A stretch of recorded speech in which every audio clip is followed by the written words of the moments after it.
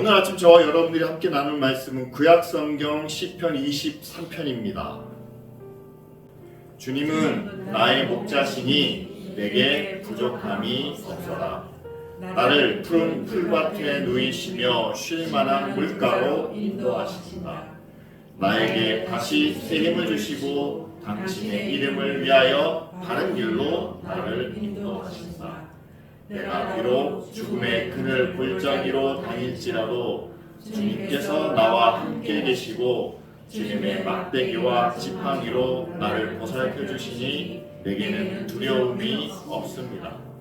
주님께서는 내 원수들이 보는 앞에서 내게 잔치상을 차려주시고 내 머리에 기름을 부으시어 나를 귀한 손님으로 맞아주시니 내 잔이 넘칩니다.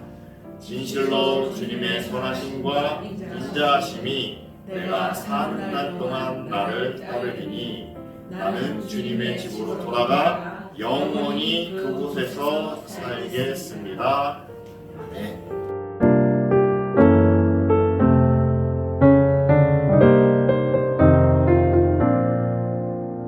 우리가 이 말씀을 너무나 익숙하고 또한 잘 알고 있기 때문에 이 말씀에 담겨있는 의미와 그 뜻까지 우리는 너무나 잘 알고 있다라고 생각을 합니다.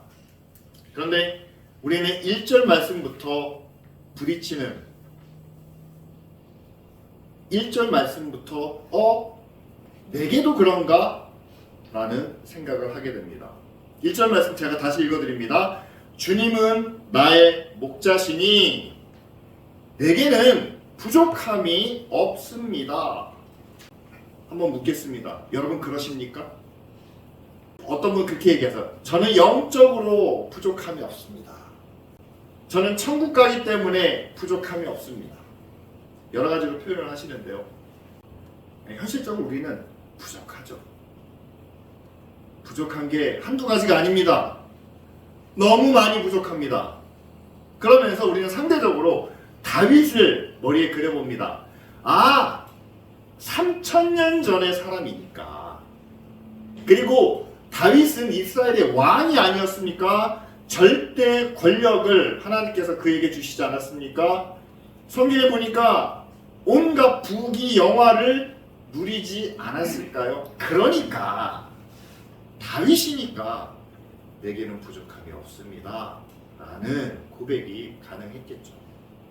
다윗은 이런 고백을 할 수 있지만 우리는 안 된다는 거예요. 그러니까 시편 23편은 다윗의 시편이지 저와 여러분들의 시편은 되지 못한다는 겁니다. 근데 여러분 한번 생각해 보세요. 성경이 예수님의 말씀이지 저와 여러분들의 말씀이 되지 못한다면 성경은 아무 의미가 없는 거죠. 따라서 그렇게 해석하는 것은 문제가 있습니다.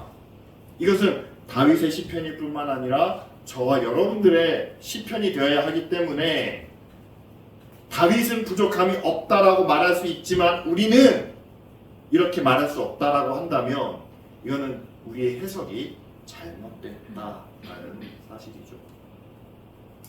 두 번째로 어떤 오해가 있냐면 이런 오해가 있습니다. 다윗은 하나님의 사람이고 믿음이 굳건했기 때문에 하나님께서 이렇게 복을 주셨다 라고 말씀하시는 거예요. 부족함이 없도록 그에게 은혜를, 그에게 복을, 그에게 권세를 베풀어 주셨다. 따라서 여러분도 다윗을 본받으시기 바랍니다 라고 말하면서 다윗의 믿음을 그가 세상에서 누린 왕과 모든 부귀 영화와 지위를 연결시키는 거예요. 그래서 여러분도 믿음으로 다윗처럼 권세를 누리고 물질의 복을 받고 영광을 누리셔야 됩니다. 여러분 이것도 잘못된 해석이죠. 왜냐하면 다윗보다 더 뛰어나신 이가 이 땅에 오셨습니다. 누굽니까? 바로 예수 그리스도죠. 한번 다윗과 예수님을 비교해 보세요. 다윗의 권세, 다윗의 영광, 다윗의 부귀 영화를 예수님께 비춰보면 예수님은 높은 지위도 아니었고 가진 물질도 없었고 왕의 신분이나 왕의 명예나 왕의 권세를 갖지 못하셨습니다. 그런데 성경은 뭐라고 얘기합니까? 다윗보다 더 크신 이가 그리스도다 라고 말합니다. 그렇다면은요, 오늘 우리가 시편 23편을 통해서 내게 부족함이 없습니다 라는 다윗의 고백은 절대로 그가 세상에서 왕으로 누렸던 권세가 아닙니다. 그가 날마다 먹고 마시면서 소유했던 부귀 영화도 아닙니다. 그리고 이 땅에서 그가 누렸던 영광도 아닙니다. 여러분, 이 세 가지가 오늘 다윗이 고백하는 내게 부족함이 없습니다의 내용은 되지 못한다. 그렇다면 과연 무엇이 다른 해석인가에 대해서 우리 함께 나눠보고자 합니다. 첫 번째, 우리가 잘못된 해석이 그거라는 거죠. 다윗은 왕으로 모든 권세와 영화를 누렸으니 뭐 부족한 게 있었겠나. 그러니까 우리도 하나님 안에서 다윗과 같은 권세를, 다윗과 같은 축복을 받으면 우리도 부족함이 없습니다 라고 고백할 수 있지 않겠나. 근데 여러분, 저는 여러분들과 함께 실제 다윗의 일생을 한번 생각해 보기를 바랍니다. 다윗이 왕으로서 큰 권세를 누렸다고요? 여러분, 다윗이 왕이 된 게 나이가 약 40세입니다. 그런데 그 나이 40이 되기 이전에 다윗은 거의 한 15년 이상 동안 그는 도망자로 살았습니다. 생명의 위협을 받았습니다. 그가 사무엘에 의해서 기름 부음을 받은 이후에 사울의 시기와 모략 때문에 그는 죽을 고비를 여러 번 넘겼다라는 사실이죠. 하지만 그가 왕의 자리에 오른 뒤에는 아무도 그에게 위협을 가하지 못했다. 여러분, 그렇게 생각하십니까? 아니죠. 다윗은 왕위에 올랐지만 사울의 잔당과 여전히 대립을 해야 됐고, 나중에는 자기 아들에 의해서 피난 생활을 해야 하는, 다시 말하면요, 다윗의 인생 중에서 정말 왕으로서의 권세와 위엄을 누렸던 시기는 그가 도망자로서 피해다녔던 시기와 크게 차이가 나지 않습니다. 그렇다면 다윗의 부족함이 없습니다, 그 고백은 그가 왕이었기 때문에 말하는 것은 아니라는 거죠. 두 번째로, 여러분, 우리가 부족함이 없다 얘기할 때는 우리 가정이 무엇보다 평안해야 되지 않겠습니까? 부모님이 서로 싸워서 언제 이혼할지 모르는 가운데 있고, 자녀들이 부모의 말에 불순종하고 또 자녀들끼리 막 싸우고 있다면 거기서 어떻게 우리가 부족함이 없습니다 라고 고백할 수 있을까요? 하지만 다윗의 가정은 그렇게 평안한 가정이 아니었다는 사실이죠. 여러분, 다윗은요, 어렸을 때부터, 자랄 때부터 아버지에게 인정받지 못했고 형들에게 따돌림을 당했던 그런 기억이 있습니다. 다윗이 나중에 왕이 됩니다. 자녀들 간에도 왕위 다툼에 대한 그런 기록들이 있습니다. 배다른 형제끼리 강간이 일어납니다. 보복살인이 일어납니다. 결과적으로 가장 아꼈던 아들 압살롬이 아버지를 쫓아내는 그런 반란이 일어나게 되죠. 자, 이런 다윗의 가정을 놓고 부족함이 없습니다 라고 고백할 수 있을까요? 마지막으로 다윗이 왕으로 누렸던 지위와 명예를 생각해 보면 그렇죠. 여러분, 다윗이 죽으면서 마지막 유언 가운데 평생을 함께했던 신하 요압에 대해서 그를 고이 돌려보내지 말라라는 유언을 하게 됩니다. 다시 말하면 왕으로서 자기 가까운 신하마저도 늘 경계했다는 사실을 우리가 알 수 있겠죠. 뿐만 아니라 일반 백성에게도 모욕을 당합니다. 피난을 떠날 때 한편에서 그를 모욕하는 그런 백성들을 만나게 되죠. 어떻습니까? 왕으로서 얼마나 위대한 그 이름을 후대에 남겼음에도 불구하고 그의 삶을 전체로 함께 바라본다면 그는 도망자였고 불완전한, 정말 콩가루 같은 그 집안의 한 가장으로 살아왔고 그의 지위와 명예조차도 우리가 완전하다고 볼 수 없는 그런 모습이었다. 라는 사실이죠. 여러분, 우리는 다윗을 그냥 위인전의 한 편의 그림만으로 평가해서는 안 됩니다. 그의 삶의 어두운 부분, 그늘을 우리가 함께 지켜봤을 때 다윗이 하나님이 나의 목자시기 때문에 나는 전혀 부족함이 없습니다 라고 말한 것을 그가 하나님께 받았던 세상 사람들이 인정해주는 왕과 평안과 부귀영화만으로는 우리가 평가할 수 없다는 사실입니다. 그렇다면 다윗이 그런 가운데서도 부족함이 없다라고 말했다면 그것은 무엇 때문일까? 바울이 소년 시절에 사무엘로부터 기름 부음을 받습니다. 그리고 그가 정말 왕의 자리에 올라서게 된 것은 40대죠. 그런데 다윗의 삶을 가만히 지켜보면요, 어렸을 때 받았던 그 기름 부음을 끝까지 잊지 않고 기억하며 그것을 믿고 의지하는 그런 모습을 우리가 지켜볼 수 있습니다. 사울 왕을, 자기를 죽이려고 위협하는 사울 왕을 직접 제거할 수 있는 기회가 있었음에도 불구하고 하나님께 기름 부음 받은 자를 절대로 해할 수 없다는 굳은 신념을 갖고 있었습니다. 왜냐하면 나도 기름 부음을 받았기 때문이죠. 그 기름 부음에 대한 하나님의 약속을 다윗은 결코 잊지 않았다는 사실이죠. 그리고 성경을 통해서 우리가 보게 되는 것처럼 하나님은 끝내 다윗에게 주신 그 약속을 이루어 주십니다. 그를 이스라엘의 왕으로 삼으시죠. 그런데 이스라엘의 왕이 된 이후에도 다윗의 삶이 평탄했을까요? 아니요, 그렇지 못했다는 사실이죠. 수없이 많은 전쟁을 치렀습니다. 그가 시험에 빠질 때도 있었습니다. 여인의 유혹에 빠져서 자기 신하의 아내에게 아들을 잉태하게 되는, 그리고 그 신하를 죽게 만드는 그런 죄를 범하기도 하죠. 하지만 여기서 중요한 것은 그겁니다. 한번 그가 하나님의 뜻을 거스렸더라도, 어겼더라도 그는 다시 하나님의 약속 앞으로 돌아오는 그런 신실한 믿음과 또한 하나님을 향한 굳은 마음을 가졌다라는 사실입니다. 우리는 끝이 좋으면 그 사람의 모든 것을 다 좋게 평가하는 그런 마음이 있어요.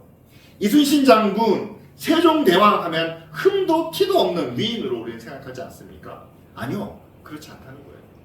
그들에게도 인간적인 약점이 있습니다. 부족한 부분이 있습니다. 다윗도 역시 그러했다라는 사실이죠. 하지만 다윗은 그 하나님의 약속 앞으로 다시 돌아오는 믿음과 그리고 그를 바라보시는 하나님의 마음을 결코 잃지 않는 그런 그것을 참고 견디는 인내가 그에게 있었다는 사실이죠. 마지막으로 다윗 주변에는 하나님의 말씀을 바르게 가르쳐주고 때로는 책망할 수 있는 선지자가 있었다는 사실입니다. 대표적으로 나단 선지자가 그랬죠.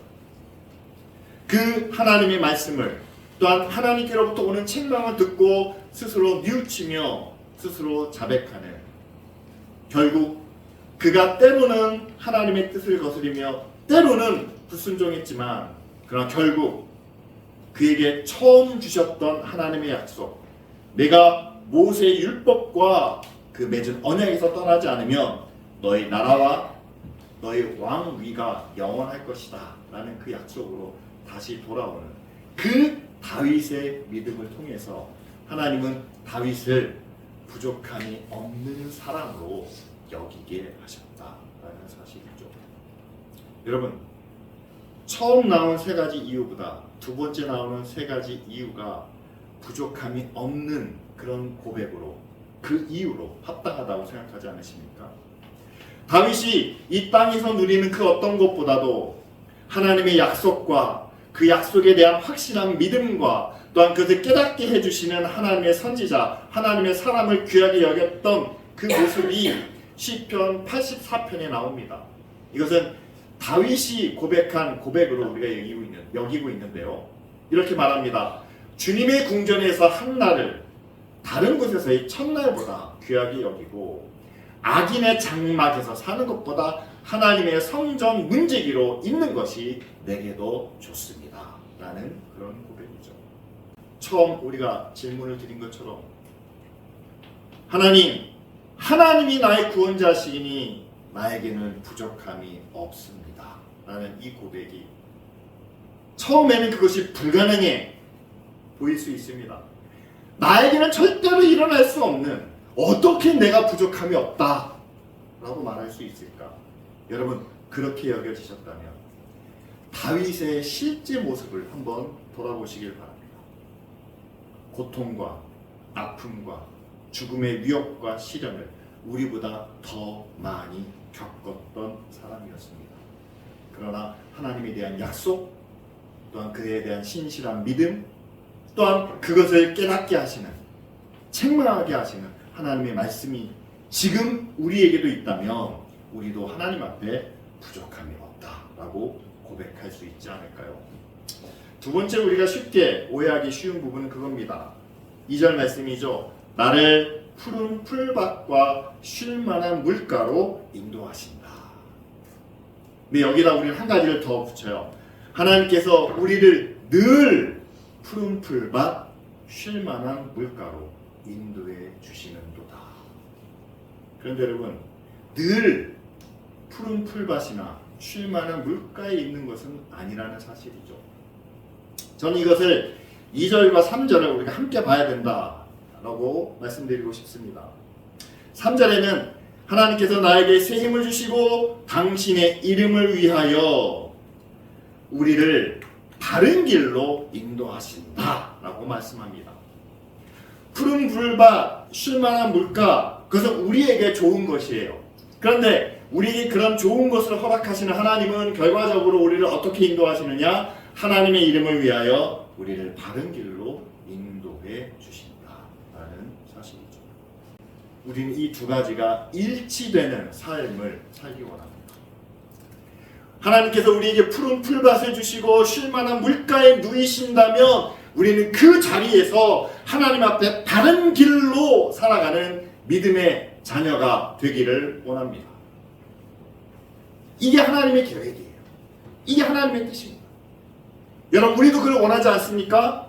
하나님께서 우리에게 좋은 것으로 주시며 쉴만한 자리로 우리를 인도해 주시면 거기서 우리가 하나님 앞에 바른 믿음과 바른 삶을 살아야 그것이 하나님께 영광이고 모든 사람이, 그걸 지켜보는 모든 사람이 하나님께 경배하지 않겠습니까? 그런데 참 안타까워요. 하나님께서 우리를 푸른 풀밭, 쉴만한 물가로 인도하시면은요, 거기서 우리는 바른 길을 찾는 게 아니라 푸른 풀밭과 쉴만한 물가를 모두가 다 공평하게 누리는 가운데 다 좋은 상황 속에서 우리는 이것을 함께 지켜나갑시다, 함께 보존해 나갑시다가 아니라 우리는 다른 사람이 누리는 것보다 나는 조금이라도 더 많은 풀을 얻기 원합니다. 다 똑같이 갈증을 해결할 수 있는 물을 얻고자 하는 것이 아니라 나는 저 사람보다 1.5배의 물을 더 얻기 원합니다. 아니, 남들은 노력해서 풀을 얻었다면 나는 노력하지 않고도 풀을 얻고, 다른 사람이 한 번 길어서 마시는 물을 나는 2번 길어서 편안하게 마시고 싶다라는 생각을 합니다. 왜 그럴까요? 인간의 욕심이죠. 저는 인류 역사상 하나님께서 우리에게 푸른 풀밭과 쉴만한 물가를 주시지 않은 적이 한 번도 없다라고 믿습니다. 왜냐하면 만약에 하나님께서 그러셨다면 인류는 그 순간 멸종될 수밖에 없기 때문이죠.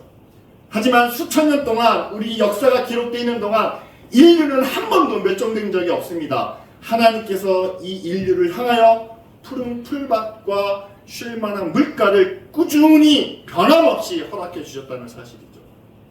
그런데 왜 굶어 죽는 사람이 있습니까? 그런데도 왜 갈급한 사람들이 있습니까? 그것은 하나님 때문이 아니라 인간의 욕심 때문이라는 거죠. 더 많은 풀을 얻기 위해서 끌어모읍니다. 더 많은 물을 얻기 위해서 물길을 막아버립니다. 한쪽은 흘러넘치지만 다른 쪽은 메말라 갑니다. 절대 바른 길이 아니라는 거죠. 바울의 고백을 망치고 있는 것은 하나님이 아니라 사람입니다.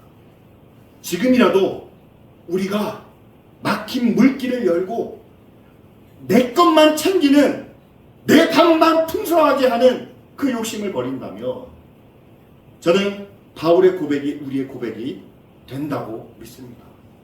하나님께서 전 세계의 모든 사람들을 푸른 풀밭에 누이시고 쉴 만한 물가로 인도해 주고 계신다라고 저는 믿습니다.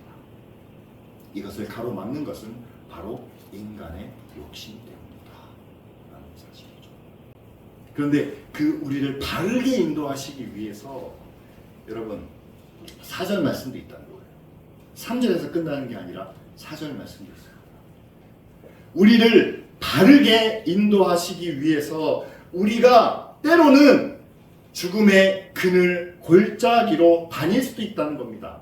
여러분, 죽음의 그늘 골짜기는 우리가 범죄하여 우리가 하나님의 뜻을 떠나서 우리가 하나님의 말씀에 순종하지 않아서 우리가 오는 결과라고 본다는 것은 저는 약간 오해가 있다고 봅니다. 물론 그런 경우도 있지만 그렇지 않은 경우도 있습니다. 여러분 생각해 보세요. 예수님께서 3년 동안 공생의 기간에 많은 사람들에게 비난을 당하고 때로는 고통을 겪고 때로는 외면을 당했습니다. 예수님의 죄 때문인가요? 아니잖아요. 바울은 이야기합니다. 우리가 의를 이루기 위하여 고난을 당해야 한다라고 말합니다. 의를 위한 고난이 있다는 사실이에요. 마찬가지로 시편에서도 우리가 다른 길을 가기 위하여 죽음의 그늘을, 음침한 골짜기를 가야 될 때도 있다는 사실이죠. 그런데 그때마다 하나님께서는 막대기와 지팡이로 우리를 지켜주신다라는 사실이죠. 다윗의 일생이 그랬습니다. 기름 부음을 받은 후에 그러면 그를 보호해줘야죠. 그를 책임져줘야죠. 하지만 그 주변에 너무나 많은 위협이 있었습니다. 그를 무시하는 자들이 있었습니다. 그를 해하려는 사람들이 있었습니다. 그런데 그것을 누가 지켜주셨다고요? 하나님께서 막대기와 지팡이로 그를 지키시고 인도해 주셨다라고 이렇게 말씀해 주시죠. 여러분 어떠십니까? 지금의 교회는 과연 어떻습니까? 과연 교회가 늘 푸른 풀밭과 쉴만한 물가로 다니는 것은 아니죠. 우리가 예수 그리스도를 믿은 후로 우리의 삶이 항상 평안하고 항상 풍족한 것은 아니었습니다. 오히려 믿음 안에서 하나님의 뜻에 순종하다 보니, 다시 말하면 바르고 정직한 길을 가다 보니 다른 사람들보다 더 어려운 그늘진 환경을 견뎌야 할 때도 있었다라는 사실이죠. 여러분, 그것을 믿음이 약해서, 나에게 뭔가 문제가 있어서, 아니면 하나님이 나에게 복을 주시지 않기 때문에 라는 이유로 생각하지 않기를 바랍니다. 이것이 우리가 갖고 있는 오해예요. 다윗도 죽음의 음침한 골짜기를 걸어야 했습니다. 다윗도 불의한 모함에 빠져 아픔과 시련을 견뎌야만 했습니다. 심지어는 예수님도 그랬고 예수님의 제자들도 그랬습니다. 그렇다면 지금의 교회도 역시 마찬가지겠죠. 우리가 바라기는, 우리가 소원하기는, 여러분, 하나님께서 우리에게 푸른 풀밭, 쉴만한 물가를 허락하셨을 때 우리는 하나님 앞에서 다른 길로 나아가 이것이 이대로 평안한 가운데 이어지고 마지막 천국까지 이르기를 우리는 원하지만, 그러나 지금 우리가 살고 있는 세상은 그렇지 못하다라는 사실입니다. 따라서 여러분, 그늘진 상황 가운데 있더라도 결코 실망하지 마시기 바랍니다. 이러다가 어떻게 될지 모르겠어 라는 골짜기 사이를 지나가실 때에도 하나님의 지팡이와 하나님의 막대기가 우리와 함께 하신다는 사실을 꼭 기억하시길 바랍니다. 왜냐하면 그 길이 하나님께서 우리에게 말씀하시는 바른 길이기 때문이죠. 마지막으로 한 가지 오해가 있다면 5절 말씀입니다. 주님께서는 내 원수들이 보는 앞에서 내게 잔치상을 차려주시고 내 머리에 기름을 부으시니 내 잔이 넘칩니다 라는 고백이죠. 이 잔은 상징적으로 우리 자신을 의미합니다. 우리의 마음을 의미하고 또한 사람들 앞에서 보여지는 내 모습을 보여줍니다. 하나님께서 내 잔을 가득 넘치게 채워주신다 라고 말씀하시죠. 이것도 우리는 생각합니다. 다윗은 왕이었잖아요. 그 머리에는 왕관을 썼잖아요.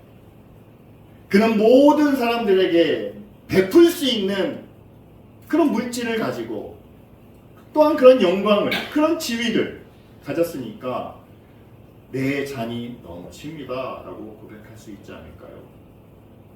하지만 여러분, 앞에서 말씀드린 것처럼 다윗의 잔은 그렇게 완전한 잔은 아니었다라는 사실입니다.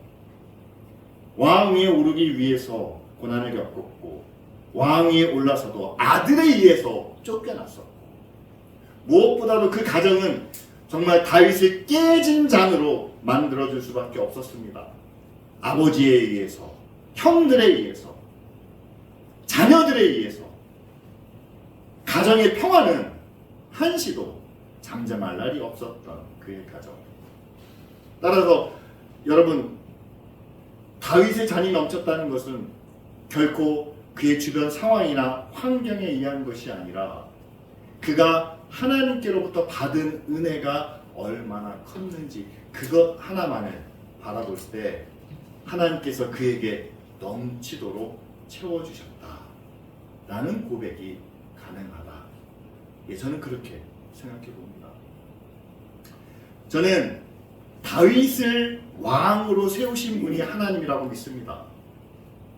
따라서 다윗은 하나님에 의해서 왕으로 세움을 받았죠. 그리고 왕으로서 그가 이스라엘을 다스리도록 하나님께서 그를 넘치게 채우시고 가정에서의 부족한 것을, 그의 삶에 있어서 깨진 부분을 하나님께서 메꿔주셔서 그에게 주시는 은혜가 그냥 흘러 빠지는 것이 아니라 넘치도록 그 잔을 가득 채웠다라고 저는 믿습니다. 그런데 그 하나님이 저는 이렇다고 믿습니다. 다윗에게 은혜를 베푸셨던 하나님은 지금 저와 여러분들에게도 은혜를 베푸시는 하나님이다 라고 믿습니다. 그리고 6절 말씀에 하나님의 선하심과 하나님의 인자하심이 내가 사는 날 동안 나에게 있습니다 라는 고백은 지금 우리에게도 똑같다 라고 저는 믿습니다. 그때 함께 하셨던 하나님의 은혜가, 그때 함께 하셨던 하나님의 인자하심이 지금 저와 여러분들에게도 동일하게 주어진다라고 믿습니다. 좋으신 하나님, 사랑이 넘치시는 하나님, 그리고 능력이 무한하신 하나님이 여러분 다윗의 잔을 채우신 것처럼 저와 여러분들의 잔을 채우시지 못할까요? 그런데 우리의 잔을 가만히 들여다보면 다윗과 같은 능력도 부족하고 다윗과 같은 환경도 아니고 다윗처럼 그렇게 살아갈 수 있는 믿음이나 능력도 없어 보입니다.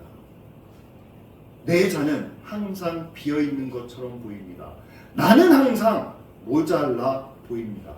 그래서 우리는 절대로 넘칩니다 라고 고백할 수 없습니다 라고 말할 때가 많죠.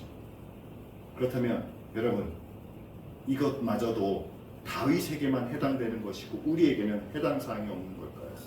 아니요. 전 여러분들에게 이렇게 말씀드리고 싶습니다. 여러분들의 잔이 정말 하나님 앞에 바르게 세워져 있는지 한번 돌아보시기 바랍니다. 하나님께서 부으시는 은혜와 사랑과 능력은 위로부터 오시는, 하늘로부터 주시는 겁니다. 그런데 하늘로부터 주시는, 하늘로부터 내려오는 하나님의 은혜와 사랑과 복보다 이 땅에서 내가 채우고 싶은, 이 땅에서 누리고 싶은 아래로부터 올라오는 세상의 만족, 세상의 물질, 세상의 영광, 세상의 권세를 내 잔에 채우려고 노력한다면 너무 간단한 자연 법칙이에요. 관성의 법칙에 의해서 우리의 잔은 절대로 채워지지 않는다라는 사실이죠. 여러분, 얼마나 채우려고 노력하셨습니까? 내 부족한 것을 메꿔보려고, 내 약한 것을 만회해보려고 얼마나 애를 쓰셨습니까? 뭔가 내가 손짓 발짓을 통해서 뭔가 채우려고 노력을 하면 조금 채워지는 것 같지만, 그러나 이내 내 안에 있는 모든 것이 다 빠져버리는 그런 상황을 경험하고 계신다면, 여러분, 우리의 잔은 바로 세워진 것이 아니라 거꾸로 세워져 있는 것이다 라는 사실이죠. 그렇다면 우리에게 믿음의 결단이 필요하지 않겠습니까? 믿음의 결단은 더 큰 능력, 더 큰 힘, 더 간절한 기도가 아니라 내가 하나님께 바라는 것을 한번 뒤집어 보는 겁니다. 잔을 뒤집어 놓는 겁니다. 하나님께서 위에서 주시는 은혜를 받는 거죠. 하나님의 자녀가 된 것, 우리의 마음을 지켜주시는 것. 이 땅의 모든 사람들이 나를 어떻게 보든지 간에 나는 하나님의 자녀고, 나의 시민권은 하늘에 있고, 이 땅에서는 비록 부족하더라도 하나님께서 천국에서 갚아주신다. 그 믿음의 모습을 우리가 회복할 때 하늘로부터 주시는 하나님의 은혜와 사랑이 우리의 잔을 가득 채워 주실 줄 믿습니다. 저는 시편 23편을 통해서 내가 믿는 하나님은 좋으신 하나님이고 사랑과 능력이 무한하신 분이고 또한 공평하신 분, 우리를 선한 길로 인도하시는 하나님이다 라고 저는 믿습니다. 따라서 그 하나님은 다윗에게만 특별히 복을 주시는 것이 아니라 저와 여러분들에게도 같은 복을 주실 줄 믿습니다. 그런데 우리가 그것을 믿지 못하는 것은 우리가 그것을 바라고 있지 못하기 때문은 아닌가요? 뒤집힌 잔처럼 밑에서 뭔가 채우려고 노력하는, 아래로부터 오는 것으로 만족을 누리려고 한다면 우리는 결코 우리의 잔을 채우지 못할 겁니다. 그러나 우리의 잔이 다시 한번 제자리를, 우리의 믿음이 하나님을 향한 우리의 마음이 다시 제자리를 잡게 된다면 저와 여러분들도 다윗과 같은 고백을 드릴 줄 믿습니다. 하나님이 우리를 구원해 주셨기 때문에 우리는 부족하지 않습니다. 하나님이 우리를 이끄시는 그 풀밭에서, 그 물가에서 우리는 바른 길로 나아갈 것입니다. 비록 지금의 모습이 어렵고 그늘졌다 할지라도 하나님의 지팡이와 막대기가 나를 보호해 주시는 것을 믿습니다. 그래서 지금 이 모습 이대로 하나님은 나의 잔을 넘치게 채워 주십니다. 그래서 우리는 이 땅에서 영원히 사는 것이 아니라 이 땅의 삶이 끝나는 그날 하나님 집에 영원히 살 줄 믿습니다. 이 고백이 저와 여러분들의 고백이 될 수 있도록 기도드리겠습니다.